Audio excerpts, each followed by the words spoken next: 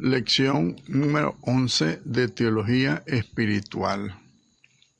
En esta lección haremos también una breve introducción sobre el libro de Teología de la Perfección Cristiana del Padre Antonio Royo Marín del Orden de los Predicadores de los Dominicos.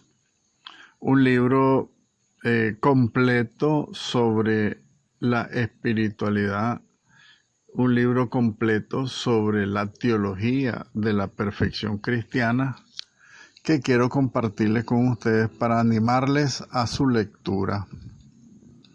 Pongámonos en las manos de la Santísima Virgen María, nuestra Madre, para que ella interceda por nosotros y que el Señor nos regale como a ella la pureza de alma, de mente y de corazón para caminar hacia la santidad.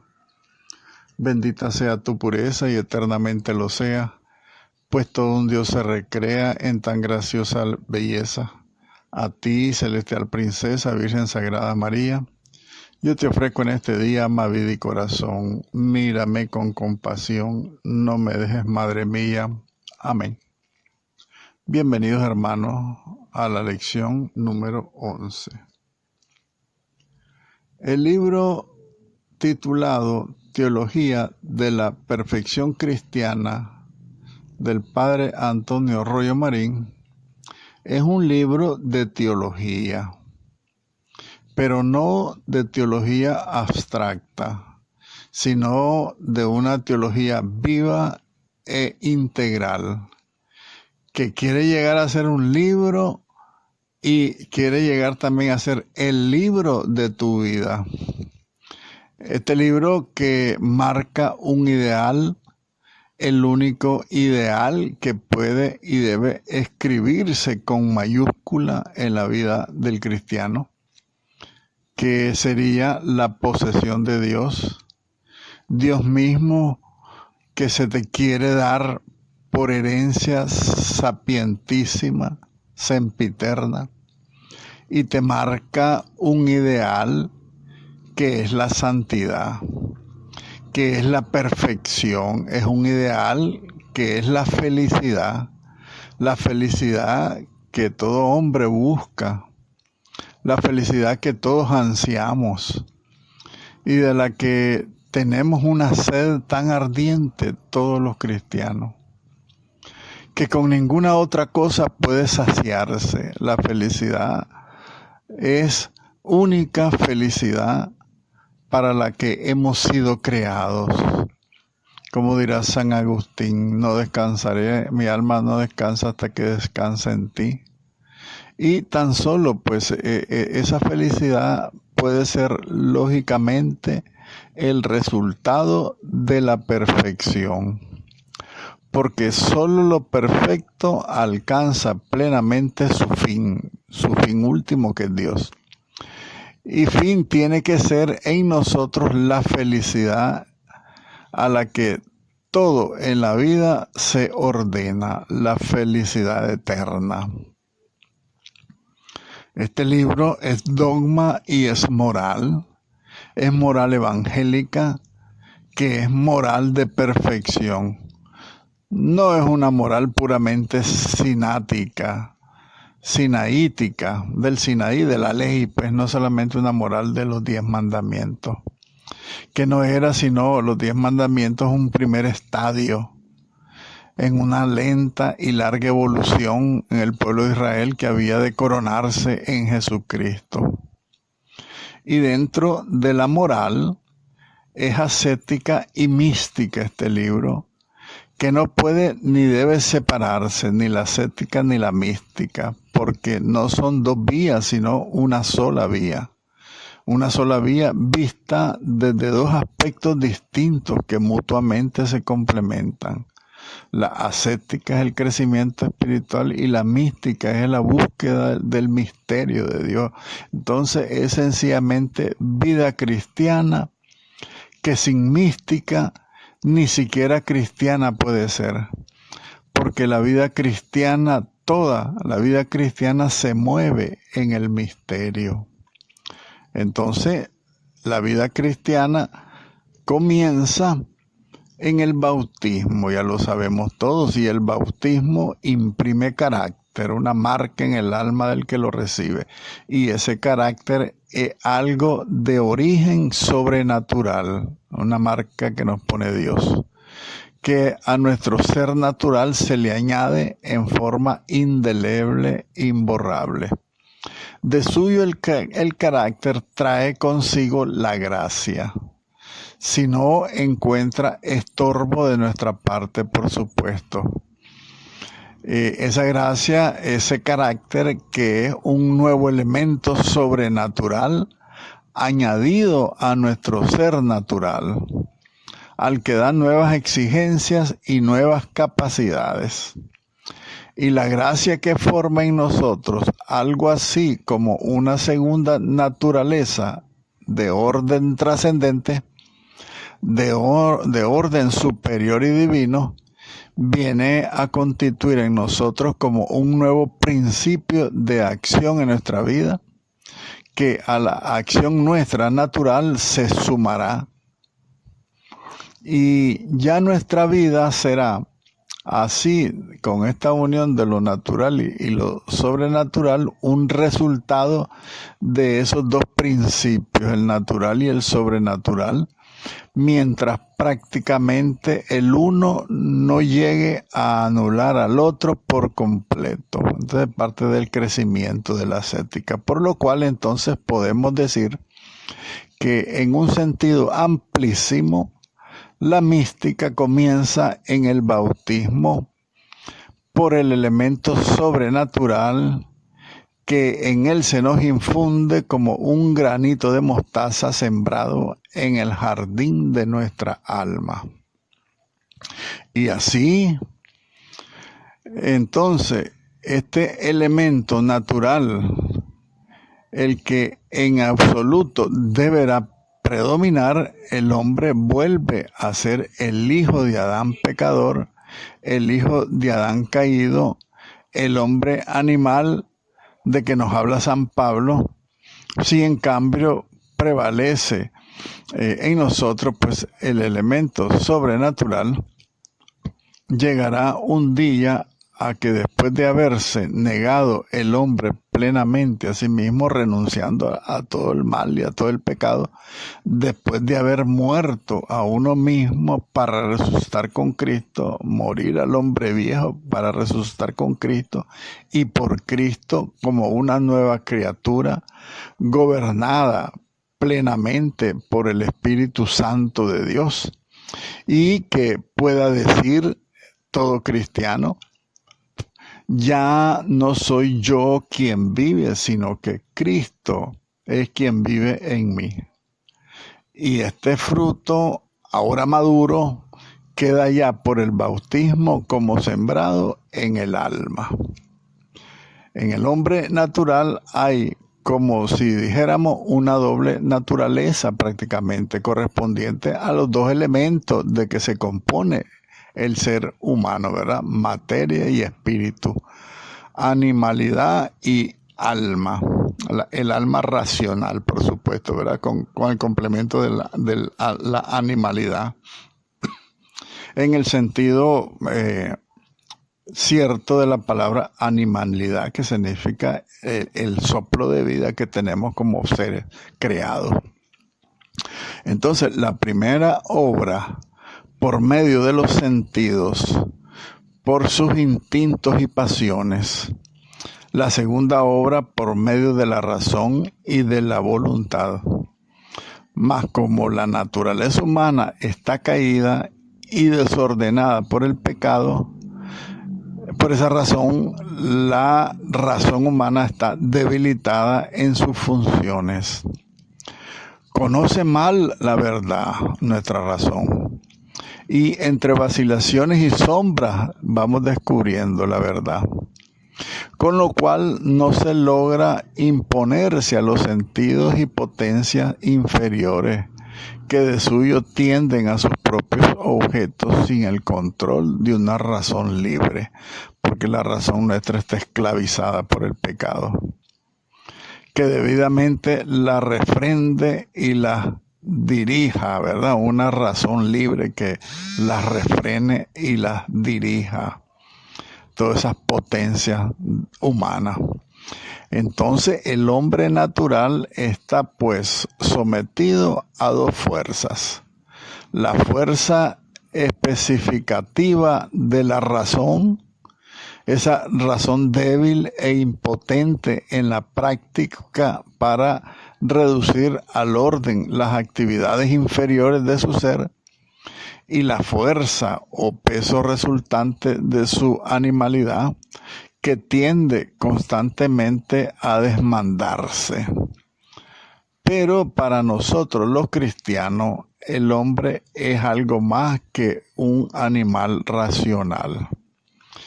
Para completar su definición, habría que añadir el hombre, animal racional elevado al orden sobrenatural.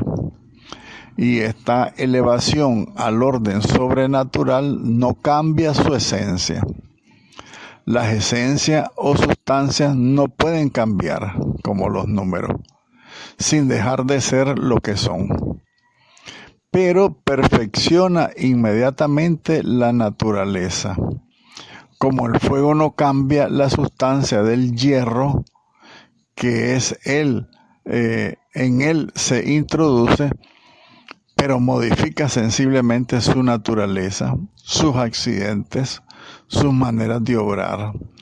Entonces, por esta elevación al orden sobrenatural, el hombre adquiere o puede adquirir la gracia santificante por la que viene a ser hijo de Dios y partícipe de algún modo de la naturaleza de Dios y del modo de obrar de Dios. Tenemos pues en el hombre tres principios de operación: la animalidad, la razón, el ánima, ¿verdad? El cuerpo, la razón, la mente y la gracia.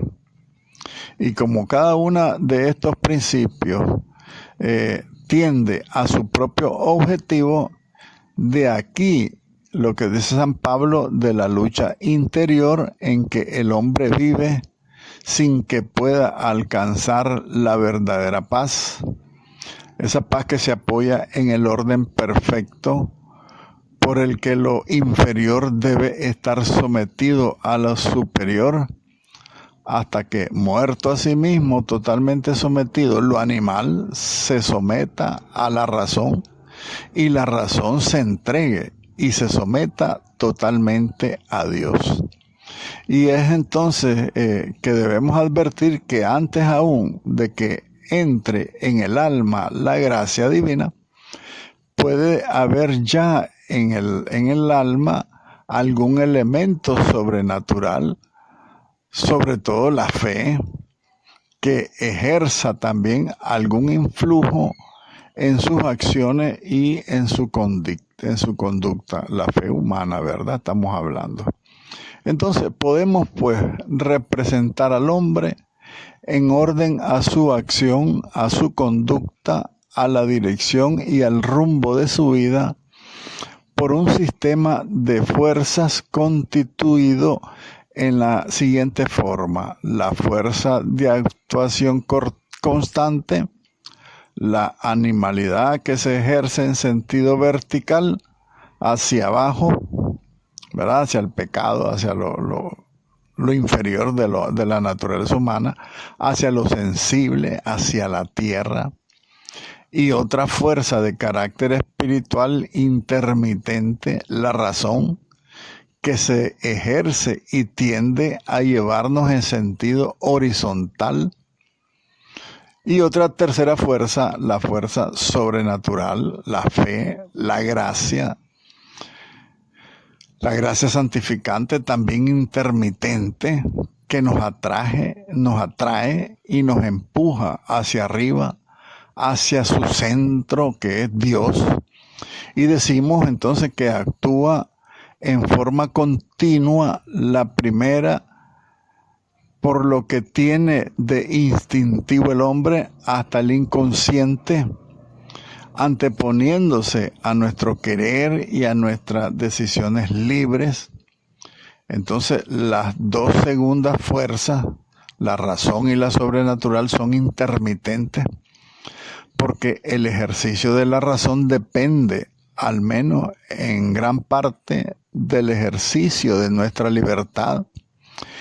Intermitente de suyo también nuestra libertad, y la fe, por otro lado, por lo sobrenatural que es a través de la razón y de la voluntad, como en nosotros obra y actúa, ¿verdad? La fuerza sobrenatural. Bien, ninguna de estas fuerzas actúa en el cristiano de forma absolutamente exclusiva, sino combinadas en mayor o menor proporción con las dos restantes, ¿verdad? La fuerza animal con la fuerza de la razón y la fuerza espiritual. Y aún en la práctica y por lo que hace al conjunto de la vida, una conducta de pura razón no se da, sino que o se opone al servicio del sentido o al servicio de Dios, o sea, al servicio de los sentidos, de las pasiones, o al servicio de Dios, según que en ella influya más o menos lo animal o lo humano, digámoslo así, o lo sobrenatural. Y según el predominio de cada una de estas fuerzas, así se especifica nuestra vida y nuestra conducta. Quizás pudiéramos añadir aquí que a veces la razón no parece estar al servicio de ninguna de estas dos fuerzas externas, lo sensible y lo sobrenatural, como cuando se apega a sí misma por la soberbia, por ejemplo. Pero esto no dura, porque el hombre sabe perfectamente que no puede ser fin en sí mismo. Se siente vacío, no es fuente de bien ni de verdad, es un ser creado y es un ser ordenado ad alternum, o sea, creado para otro, para algo fuera de sí, y cuya posesión lo lleve y lo beatifique. En rigor, está el hombre creado para Dios, que es el bien sumo, y cuando tiende a otra cosa que no es Dios, es porque ha atraído e ilusionado por la fuerza de la pasión, toma en ese momento por bien sumo cualquier otra cosa como bien parcial y momentáneo que se le presenta.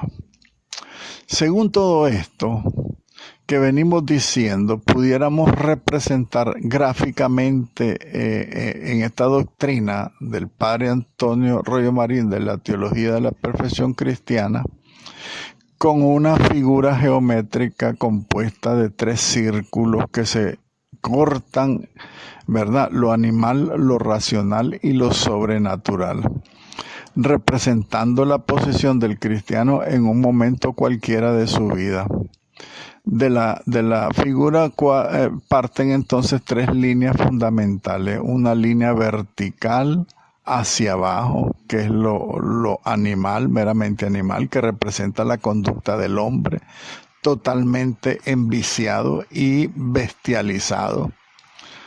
También tenemos la otra parte, el otro círculo o otra línea horizontal, la de la recta razón, y otra tercera línea, en fin, vertical pero hacia arriba, la del cristiano perfecto, la del místico, la del santo. Y en los carteles intermedios hay multitud de líneas que irradian siempre del mismo punto, representando la infinita variedad de direcciones y de conductas resultantes de la combinación de estas 3 fuerzas fundamentales que existen en el hombre según los distintos grados de intensidad de cada una de estas fuerzas, dependientes en gran parte de nuestra propia libertad. La parte humana, la parte totalmente viciada, que es la parte animal, digámoslo así, la parte racional y la parte sobrenatural, que están en una constante lucha, ¿verdad?, entre ellas, pero no lucha, sino que por luchar por la perfección. Entonces, cuando nuestra conducta viene a estar representada por alguna de estas rayas que hemos mencionado, y las que están debajo de la raya horizontal, entonces el alma no va hacia Dios. Si las rayas van hacia abajo, no van hacia Dios, van hacia la tierra, hacia el infierno. Y es que está en pecado mortal el alma, ¿verdad? Cuando busca todo ese influjo del horizonte hacia abajo, va llevada por la pasión, con mayor o menor mezcla de una razón esclava y de una razón oscurecida también por el pecado. Entonces, cuando en cambio la persona humana empieza a remontarse por encima de la raya horizontal, quiere decir, o sea, va hacia Dios de una manera más o menos directa, entonces es que va guiada por la razón y por la fe y por la gracia también. Sus obras son humano-divinas, humanas porque proceden de la razón humana, y divinas porque la razón las produce apoyada en la fe y fortalecida con las virtudes infusas, la gracia santificante, ¿verdad? Las virtudes infusas. Cuanto más prevalezca este elemento sobrenatural, tanto son más divinas y tanto se va notando más en nuestras acciones el modo divino que es el que caracteriza a la mística, al cristiano místico, al asceta, o sea, al que quiere ir creciendo espiritualmente. Pero llega un momento en que el elemento sobrenatural prevalece del todo. Entonces, lo humano, en lo que tiene de desordenado, desaparece por completo. Y eso es negarse a sí mismo, es morir a sí mismo, como dice San Pablo, para resucitar, para nacer de nuevo, para ser una nueva criatura, para salir de las tinieblas y pasar a la luz de los hijos de Dios. Y esto, lo que de nosotros no está desordenado, se somete totalmente a Dios por una total entrega amorosa. Es decir, que ni nuestro entendimiento ni nuestra voluntad se mueven ya por sí mismos, sino que son movidos por el Espíritu de Dios, que es únicamente quien los guía. Y entonces, sobre esta negación propia de sí mismo, sobre esta total sumisión de todo lo nuestro a Dios en Cristo y por Cristo, como miembro docilísimo de su cuerpo místico, entonces el Espíritu Santo, el Espíritu de Cristo, el Espíritu Santo, valga la repetición, que se nos ha dado para que nos vivifique y nos gobierna, este Espíritu toma posesión de nosotros y por medio de sus dones dirige en efecto y nos gobierna, con lo cual al morir a sí mismo, nuestro yo lo que ha hecho ha sido transformarse, renovarse, nacer de nuevo, sin la carga, ya pudiéramos de alguna manera decir, de las tristes consecuencias del pecado original, ¿verdad? De esas concupiscencias que a veces nos arrebatan la libertad, perfeccionándonos, ¿verdad? Este nacer de nuevo, perfeccionándonos con su última y verdadera perfección, que en la unión con Dios, en el ser y en el obrar consiste. Porque dice San Pablo, en Dios nos movemos, existimos y somos. O sea que vivimos en Dios y para Dios. Venimos hablando entonces de la dirección del Espíritu Santo, de identificar nuestro pensar y nuestro querer con el de Dios. Pero pudiera alguno preguntarse, ¿cómo conocemos en cada caso el pensar y el querer de Dios? ¿Cómo distinguimos el impulso del Espíritu Santo de otras nociones y de otros impulsos a los que podemos estar sometidos? En general podemos responder que también aquí hay dos etapas. En la primera etapa nos habla Dios de una manera de múltiples modos, con muchas formas, de muchos modos. Como habló primeramente en nuestros padres, nos habla por medio de la Sagrada Escritura, de los libros espirituales, de los buenos ejemplos y consejos. Y sobre todo por medio de los superiores de dentro y de fuera, sobre todo del director espiritual, al que tanto más nos vamos sometiendo si tuviéramos directores espirituales. Y nos vamos sometiendo a la dirección espiritual por su medio a Dios. Entonces, cuanto más nos vamos negando a nosotros mismos, y todo esto gobernado por la virtud infusa de la prudencia, en la segunda, sin que desaparezca del todo estos medios de conocer la voluntad de Dios, se añade en un orden superior y más íntimo, cuando ya no nos hemos negado por completo. Es el mismo Espíritu Santo que ya sin estorbo de nuestra parte, por medio de sus dones, nos gobierna y nos guía.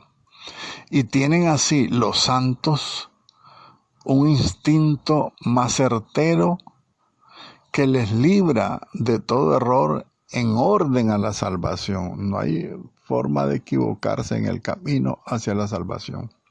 Y hasta en las cosas que parecen superar sus alcances, ven más y aciertan mejor que los letrados y que los teólogos, ¿verdad? Los espíritus que van caminando en la pureza de su alma y de su corazón. Y esto es que en nosotros se cumple entonces la segunda parte de la frase anterior de San Pablo, que dice: en estos últimos tiempos nos quiso ya hablar por medio de su Hijo, el cual a su vez nos habla y nos sugiere cuanto necesitamos por medio de su Espíritu. Nos sugerirá en forma personal e íntima cuanto Cristo en general nos ha enseñado. Y para esto están sus dones de sabiduría, de entendimiento, de ciencia, de consejo, etc. Pues todos los dones del Espíritu Santo. Pues bien, sabido es que el ejercicio habitual de los dones del Espíritu Santo es una de las características más propias de la vida mística. Entonces es cuando recibimos y vivimos y actuamos en Dios, ¿verdad? O dejamos que se actúe en nosotros Dios. Entonces, el don de Dios por excelencia de que hablaba el Señor a la samaritana era si conociera el don de Dios. Le dijo Jesús a la samaritana, diciéndole: si conocieras la gracia que Dios quiere derramar en ustedes. Por todo esto, entonces, podemos ya formarnos un concepto bastante aproximado de lo que es la mística. Porque hay dos etapas, como hemos visto, en el desarrollo de la vida cristiana en nosotros. La primera etapa es aquella en la que Dios nos ayuda con sus auxilios sobrenaturales, que son la fe, la gracia, las virtudes infusas, ¿verdad? Todos estos dones que Dios nos regala. Y la segunda etapa, ¿verdad?, es aquella en la cual el hombre muerto a sí mismo, muerto al pecado, habiendo negado todo lo que es suyo, hasta su propio yo, que es principio de todo pecado y de toda imperfección, una vez negado a sí mismo, se somete totalmente a Dios, se entrega totalmente a Dios en un acto de amor perfecto. Entonces, desde este momento, ya no es Él el que vive, sino que Cristo vive en Él, en un movimiento vivo y docilísimo del cuerpo místico de Jesucristo, que es propiamente el que vive en el cristiano. En él obra por medio de su espíritu. De este modo, el hombre, a la vez que adquiere una actividad intensísima y perfecta, muy superior a la actividad que antes tenía, pasa a ser, sin embargo, como un agente pasivo. Si cabe la expresión, ¿verdad? Un agente pasivo, porque es Dios quien obra en él. Nosotros es dejar que Dios salga de nosotros, que Él que vive en nosotros, salga de nosotros para hacer el bien. Dios es el que se sirve del cristiano como de un instrumento perfectísimo.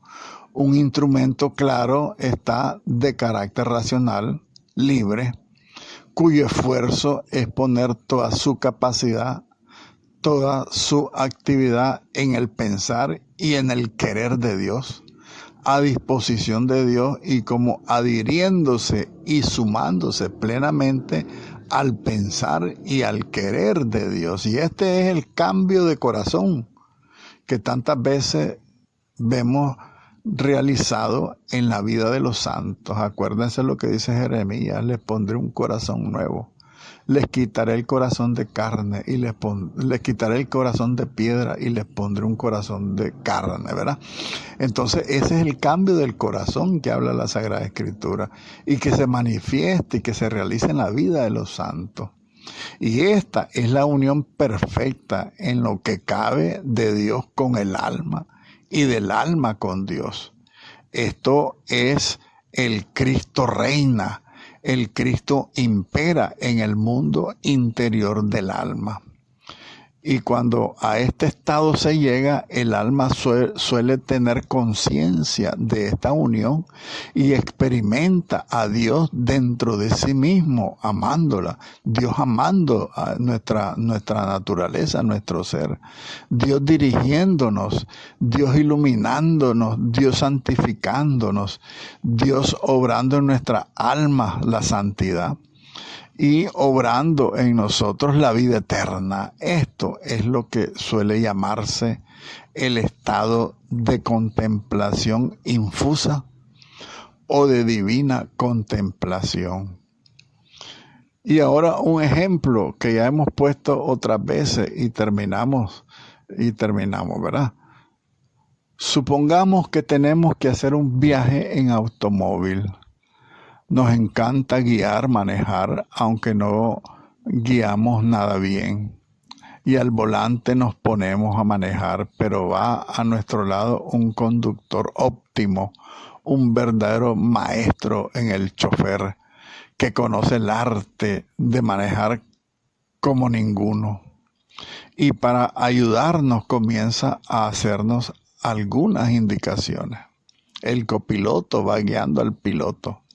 Toca la bocina, que llega a la curva, baja la velocidad, no tornes la mano, no la gires, que puede venir otro vehículo y nos puede chocar. Hasta no ver la salida, no sueltes el acelerador. Evita los cambios de velocidad demasiado bruscos.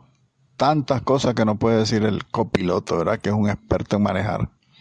A veces, entonces, para sacarnos de algún apuro, él mismo echa la mano al volante y pone el coche en su sitio.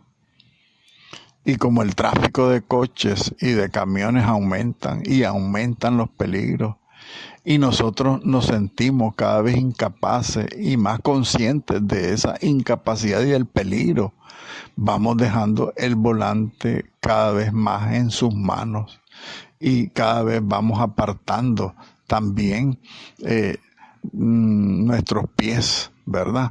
De la velocidad, vamos quitando el acelerador, vamos aplicando los frenos, vamos bajando la velocidad, tantas cosas, ¿verdad? Hasta que al final le decimos, mira, es mucho mejor que tú manejes. Yo iré más seguro y más a gusto porque tengo plena confianza en ti. Ese maestro a quien nos confiamos es Cristo, es el Espíritu Santo. Y entonces cuando ellos conducen nuestra vida, todo va bien, todo sale perfecto. En ese sentido, nos hemos negado en cuanto a conducir nuestra propia vida. Eso es negarse a sí mismo. Eso es morir a sí mismo. Hemos muerto a nosotros mismos. Aunque sean nuestras manos las que lleven el volante todavía, y aunque nosotros seamos de algún modo instrumentos en medio de los cuales Él comunica la dirección de su vehículo, de su vida, en este caso, ¿verdad? La vida cristiana. Bien, podríamos todavía esquematizar un poco más esta marcha y ascensión del hombre hacia Dios, esta ascesis del hombre hacia Dios, analizando las diversas actitudes del primero para con el segundo y el segundo para con el primero, las cuales pueden conducirse a cinco elementos reflejadas en las siguientes proposiciones. Cuando el hombre busca, Dios se acerca. Segundo, cuando el hombre pregunta, Dios responde. Tercero, cuando el hombre escucha, Dios habla. Cuarto, cuando el hombre obedece, Dios gobierna. Y 5, cuando el hombre se entrega, Dios obra. Estas proposiciones necesitan ser aclaradas, por supuesto, ¿verdad? Vamos a ver alguna en este momento. Ante todo, no hemos de creer que cada una de estas representan una etapa de nuestra vida totalmente separada y que excluyan del todo a las otras etapas, pues suelen entrelazarse más o menos la una con las otras, estas 5 etapas, ¿verdad? O 5 esquemas o 5 momentos, ¿verdad? De la vida, de la marcha del cristiano. Se trata simplemente de una caracterización general de cada una de estas actitudes según lo que de ley ordinaria ocurre.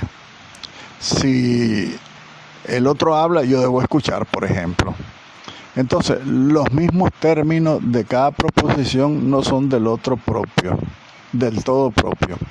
Y por eso necesitan explicación. Pero una vez explicados, creemos que todavía dar alguna luz sobre lo que venimos diciendo en esta clase de doctrina. Ni el lenguaje, ni la precisión lógica, ni exacta son posibles. Primero, cuando el hombre busca, Dios se acerca. Cuando el hombre busca, ¿qué cosa busca? Naturalmente, cuando el hombre busca a Dios, ¿verdad? Pero no siempre en forma concreta y definitiva. El hombre a veces se busca a Dios sin saberlo, sin nombrarlo, sin pensarlo. Se busca la verdad, se busca el bien, se busca, en fin, la belleza infinita, ¿verdad? Pero como todo eso tan solo está en Dios, verdaderamente en Él únicamente se encuentran.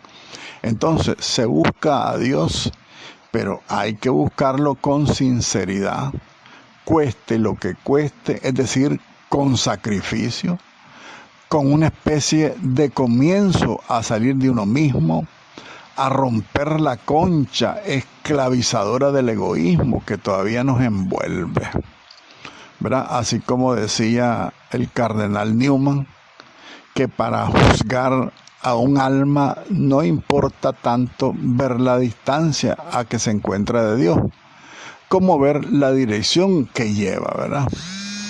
¿Va hacia Él o se aleja de Él? Así se mide el alma y se juzga el alma.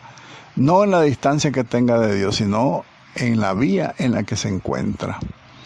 Pues si va hacia Dios, si le busca con sinceridad, es que Dios está comenzando a atraerlo. Es que Dios se le va acercando. Otra cosa quiere decir aquella sed de que el mismo Cristo nos habla. Ver en el Evangelio de San Juan capítulo 7. El que tenga sed de cosas grandes y nobles, de verdad, de belleza, de amor, venga a mí y beba. Y bebiendo, o sea, conociéndole, creerá en mí. Y él cree en mí. El que cree en mí, dice Jesús, ríos de agua viva correrán de su seno. Y esto lo decía, añade el evangelista, refiriéndose al espíritu que habrían de recibir los que creyeran en él. Entonces, si buscamos a Dios, él se acerca. Segundo, cuando el hombre pregunta, Dios responde. Este preguntar del hombre puede ser en formas variadísimas. Una desgracia nos puede hacer preguntar por la causa de la misma. ¿Por qué a mí me pasa? Y si ahondamos lo bastante, nos encontramos con Dios que comienza a respondernos. Un fenómeno de la naturaleza, o el orden del universo, la marcha de la historia, el origen de la autoridad, si esta autoridad es verdadera, por supuesto, o del derecho, o de la moral, ¿verdad? En todo esto ahondamos cuando preguntamos. Entonces Dios comienza a respondernos por medio de la razón. Otras veces el hombre pregunta, ¿qué haré para ser feliz? ¿Dónde está la felicidad? ¿Dónde está la verdad y el bien que ansío? Otras preguntas como San Pablo, ¿quién me liberará de este cuerpo de muerte? ¿O quién podrá traer la paz a la tierra? O la pregunta del joven rico a Jesús, ¿qué debo hacer para ganar la vida eterna? La paz del alma, la paz de las sociedades. Y Dios sigue respondiendo por medio de la razón, o por medio de un consejero, o por medio de un libro humano, o por medio de un libro divino, escrito por él mismo, por ejemplo, la Sagrada Escritura. En fin, por una iluminación interior, como muchas veces ocurre con los que se convierten, los que tienen sueños con Dios. El caso es preguntar con ansias de saber, preguntar sin tregua ni descanso, preguntarse a sí mismo y preguntar a todas las criaturas, con reconocimiento de nuestra radical incapacidad, claro, con un sincero deseo de obtener respuesta y una vez obtenida la respuesta, aceptarla. Cuando así se pregunta, Dios responde. Tercera posición. Cuando el hombre escucha, Dios habla. Difícil es al hombre escuchar a un semejante suyo. Lo más difícil de la conversación es precisamente saber escuchar. Pero escuchar a Dios es mucho más difícil todavía. Vivimos entre una serie de ruidos infinitos, ruidos, digámoslo así, por fuera y por dentro, incluso hasta por dentro mismo. Nosotros estamos dispersos que ni escuchamos. Por fuera, pues las interrupciones, ¿verdad? Las impresiones de las criaturas, el ruido, a través de los cuales, de los sentidos exteriores se nos vienen. Y ruidos por dentro, los ruidos almacenados en nuestros sentidos internos que aprovechan cualquier momento de silencio y de calma exterior para ensordecernos y aturdirnos. Hay ruidos interiores que nos aturden Y así no se puede oír la voz de Dios, porque la voz de Dios es dulce y es suave. Dios no clama ni deja oír su voz por de fuera, ni se puede percibir esa voz en las plazas públicas, ni entre el ruido del mundo. Por eso cuando quiere Dios hablar a un alma, la lleva a la soledad y le habla al corazón. Y cuando de esa manera habla a un alma como el esposo a la esposa, nadie más puede percibir lo que se dicen. Y solo al alma que por esposa se le da, comienza a hablarle de ese modo. Pero el alma que ha llegado a oír la respuesta, que es el llamado de Dios, le busca en la soledad y quiere seguirle oyendo y escucha, y pone en ese escuchar suplicante todo su sentido, es decir, el alma entera ora. Y si supo aprovecharse del todo lo que Dios le dijo por mensajero, o los que nos hemos referido antes, la multiplicidad de formas en las que Dios nos habla. Ahora cuando ya los mensajeros, las criaturas, no se saben decir más, ahora es cuando muy en el fondo, en sí misma, el alma siente a Dios y le dice, aquí estoy. Y Dios comienza a hablar. Y al comenzar este diálogo todavía el alma tiene cosas que preguntar, pero poco a poco las preguntas van cesando, porque ya no le queda al alma nada que decir. Y el alma se hace toda oído y escucha y escucha. Y Dios habla, solo Dios habla. El proceso de la oración es así.